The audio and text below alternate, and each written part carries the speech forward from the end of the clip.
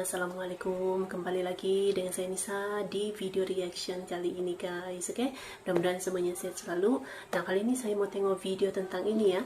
Hanya ada di Indonesia. Inilah 10 kebiasaan lazim di Indonesia tapi dianggap aneh di luar negeri. Apa itu? So, jangan lama-lama lagi, mari sama-sama tengok video ini. Let's go. Masak apa kita hari ini, Mak? Masak sayur labu kuning.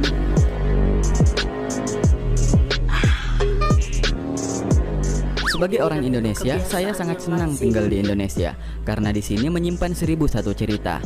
Alamnya indah, cuacanya bagus, orangnya ramah-ramah dan juga lucu-lucu. Bagi para turis, mungkin tingkah ini terlihat aneh dan membingungkan. Contohnya saja jongkok. Kita sering jongkok, nongkrong dikit jongkok, main kelereng jongkok, nggak ada kursi jongkok, dan tentunya berak juga jongkok. Masa berdiri?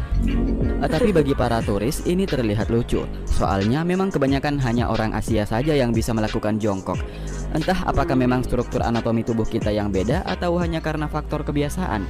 Kalau dibiasakan mungkin bisa tuh. Sudah terbiasa. Oh iya, putar dulu intronya. Slept away the morning, the things that you would miss, like laughter from the kitchen, or a memory like this. Taburkan mesa sedes, taburkan cinta. Nomor 1. Duduk menyamping saat dibonceng. Bukan hanya di Indonesia, di Asia juga punya kebiasaan yang sama dengan kita. Tapi tidak di Eropa atau di Amerika. Di sana tidak ada orang yang dibonceng sambil duduk menyamping. Kalaupun ada, mungkin itu orang Indonesia. Hal ini sempat membuat turis menjadi kebingungan. Kenapa harus duduk menyamping saat dibonceng? Menurutku itu ada alasannya sih, apalagi ketika menggunakan rok. Ya duduknya harus menyamping dong, masa menghadap ke belakang. Ada juga yang duduk menyamping dengan alasan menggunakan sarung. Ya kan kurang sedap dipandang kalau sarungnya diangkat. Kalau pakai sarung. Nomor 2, minuman dibungkus pakai plastik. Mungkin turis merasa bingung ketika membeli minuman. Kok malah diberikan minuman dalam plastik? Nah itu masih baik kalau ada sedotannya. Biasanya kita mah langsung diikat, terus digigit salah satu sisinya.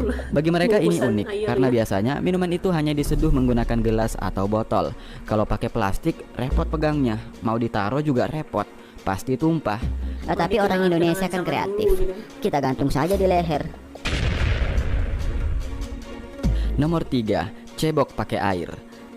Kita kadang merasa tidak nyaman jika cebok tidak menggunakan air. Sementara itu, para turis luar negeri malah merasa tidak nyaman kalau cebok menggunakan air. Apalagi air kuah bakso. Mereka terbiasa cebok menggunakan tisu. Sementara di sini, tisu itu dipakai buat mengelap mulut. Nomor 4, tisu untuk mengelap mulut. Terkadang turis luar negeri juga heran melihat ada tisu yang ditaruh di atas meja makan. Wah, kenapa ada tisu di atas meja makan nih? Gua bawa masuk ke toilet. Di waktu yang bersamaan ada orang lagi makan. Loh kok ini nggak ada tisunya? Oh itu ada di toilet, bawa keluar ah.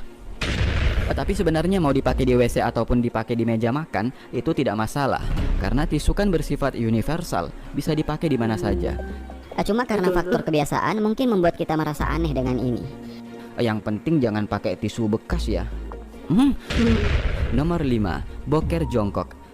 Masih membahas problematika perbokeran. Di Indonesia banyak sekali toilet jongkok karena kita memang suka boker jongkok. Tapi tidak bagi para turis luar negeri. Mereka bokernya duduk sambil baca koran. Kita jongkok sambil baca komposisi sampo. Nomor 6, cebok pakai gayung. Kalau nggak boker di sungai, biasanya kami cebok menggunakan gayung. Mana gayungnya banyak tambalannya lagi. Mereka yang tidak terbiasa jadi bingung ketika masuk di WC. Wah, ada toilet jongkok. Tidak ada tisu, tapi ada gayung. Gimana cara pakainya ya? Tidak ada yang tidak mungkin kalau kita mau belajar. Ketika terbiasa menggunakannya, pasti Anda juga akan hobi menggunakannya. Jadi caranya gayung itu kita ayunkan ke bawah. Saat sudah dekat, gayungnya kita tahan sehingga airnya akan tertumpah ke situ. Mungkin lain kali Riza Alfafan perlu tuh membuat tutorial cebok menggunakan gayung, biar lebih berfaedah kan. Ini penting loh. Lagi, klosetnya juga tidak menggunakan flash. Jadi setelah boker, nya jangan lupa disiram ya. Disiramnya secara manual. Dulunya kita boker di sungai, jadinya tidak perlu disiram. Tapi orang yang lagi mandi di hilir jadi ketar-ketir. Ya janganlah. Dulu pernah coba boker di WC sekolah, terus nggak gua siram, biar seru. Nomor 7, makan pakai tangan. Setelah membahas perihal perbokeran, saatnya kita bahas makanan. Ini yang paling menarik, makanan.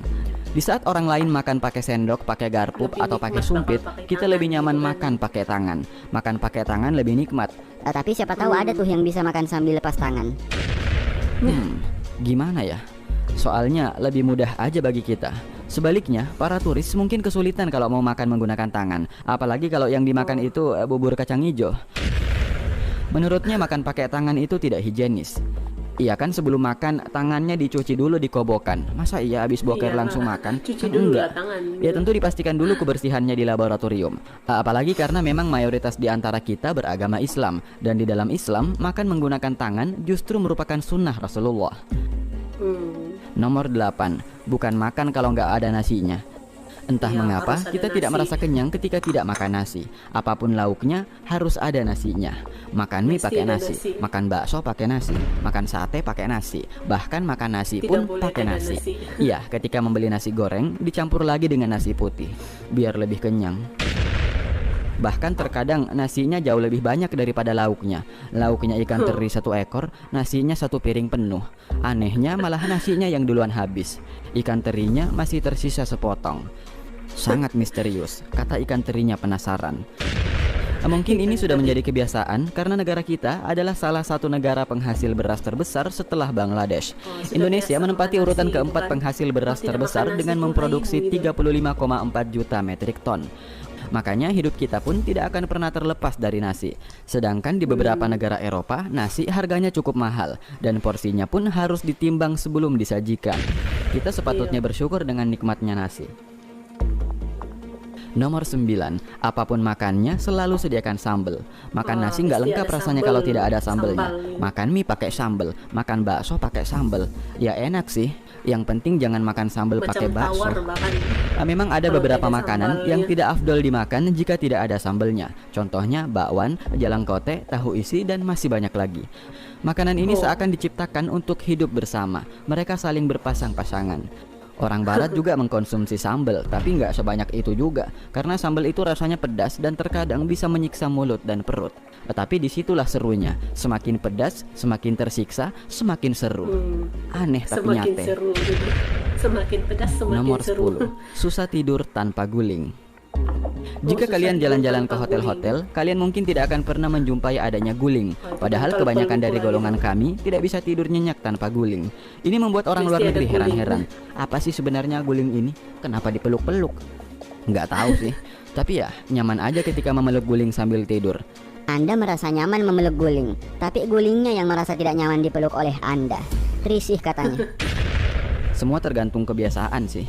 Itu baru 10. Masih ada kebiasaan-kebiasaan lain yang dianggap tidak lazim oleh orang luar negeri. Nanti kita bahas di video selanjutnya. Perbedaan ini membuat kita unik di mata orang lain. Apalagi dengan penduduk Indonesia yang ramah, membuat turis menjadi betah. Aduh, Bapak, kau Superboy. Oh, Superboy! Superboy! Oke guys, jadi itulah dia 10 kebiasaan lazim di Indonesia tapi dianggap aneh di luar negeri. Tapi memang ini kan sudah menjadi kebiasaan bagi orang-orang Indonesia gitu, masyarakat Indonesia. Macam tadi tuh makan pakai tangan, terus tuh ada tisu di meja makan. Nah ini nih kebiasaan-kebiasaan lazim orang Indonesia yang dianggap mungkin tidak biasa oleh turis-turis asing, terutamanya yang dari Eropa gitu ya. Mungkin kalau yang sekitar Asia ya sudah biasa gitu. Dan sebenarnya masih ada banyak lagi gitu ya kebiasaan-kebiasaan unik orang Indonesia yang buat turis-turis asing heran lah gitu ya dengan kebiasaan-kebiasaan unik orang Indonesia. Tapi nah itulah dia yang menjadikan masyarakat Indonesia ini unik gitu ya, lain daripada yang lain gitu. So terima kasih banyak sebab kamu sudah menonton video ini. Jangan lupa macam biasa untuk support channel saya dengan subscribe, like video ini, dan jangan lupa untuk komen juga. Oke? Terima kasih banyak dan kita jumpa lagi di video seterusnya. Assalamualaikum.